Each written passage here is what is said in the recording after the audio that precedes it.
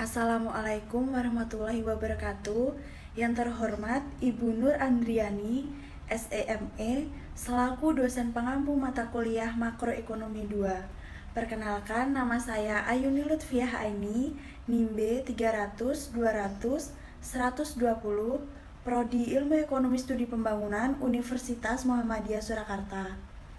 Di sini saya akan presentasi singkat tugas makroekonomi 2, yaitu mengenai ciri utama landasan mikroekonomi dalam makroekonomi menurut 4 pandangan, yaitu pandangan Keynes, Fisher, Francisco Modigliani, dan Milton Friedman.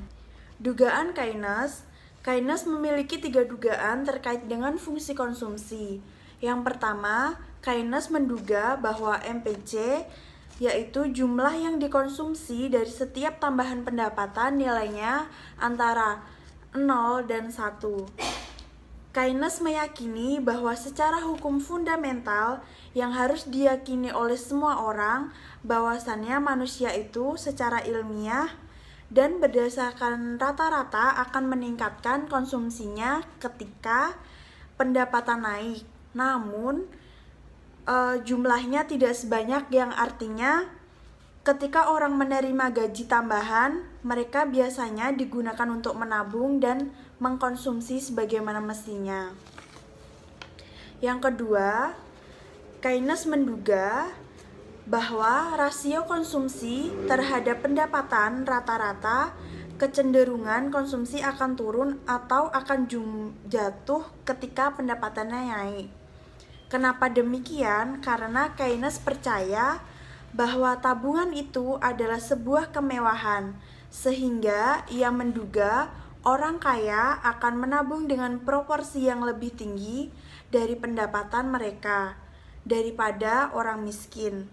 Meskipun sebenarnya tidak esensial untuk analisis ini sendiri menunjukkan bahwa kecenderungan mengkonsumsi marginal atau MPC itu akan turun ketika pendapatan naik, yang menjadi pusat kajian dari ilmu ekonomi Keynes ini pada awalnya. Yang ketiga, pendapatan adalah penentu utama konsumsi, berpendapat bahwa pendapatan ini merupakan determinan utama yang mempengaruhi konsumsi, sedangkan determinan tingkat bunga tidak penting atau tidak memiliki peran penting. Masalah fungsi konsumsi Keynes. Masalahnya, fungsi Keynes ini tidak ditemukan pada beberapa ekonom. Berdasarkan fungsi konsumsi Keynesian, praekonom memperkirakan bahwa konsumsi akan tumbuh lebih lambat dari pendapatan, jadi terjadi stagnasi. The Consumption Puzzle. Ditemukan sebuah teka-teki ada 2 fungsi konsumsi untuk rumah tangga, yaitu untuk jangka panjang dan jangka pendek.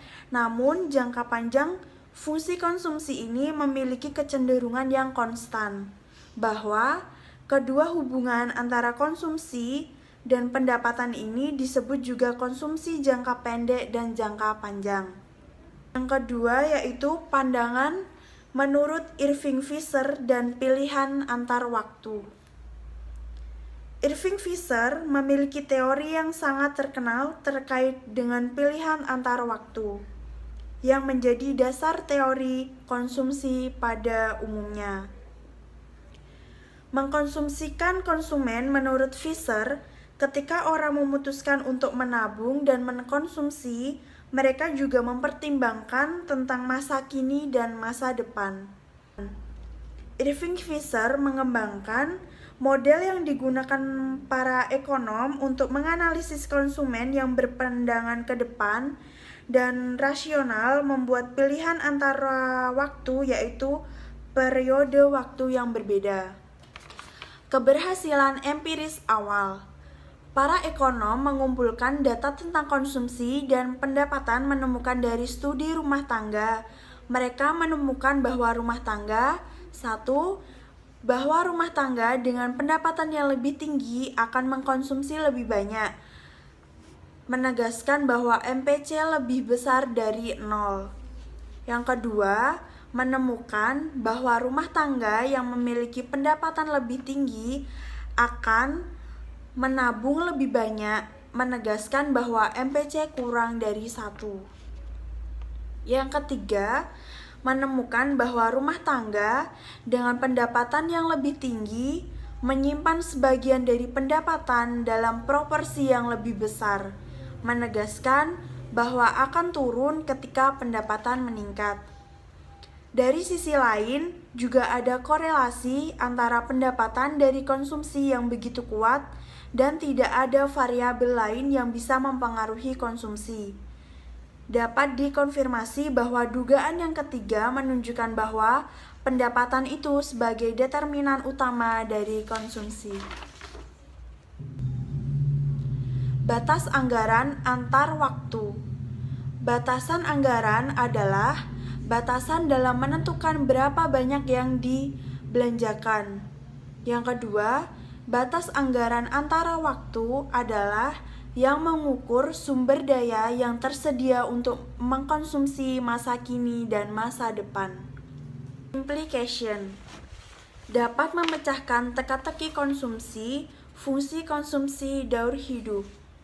Jadi, kekayaan itu tidak bervariasi secara proporsional dengan pendapatan dari tahun atau orang ke orang, tahun ke tahun. Jadi, dapat diketahui tingginya pendapatan terkait dengan APC atau kecenderungan mengkonsumsi rata-rata rendah ketika melihat data individu atau dalam periode singkat.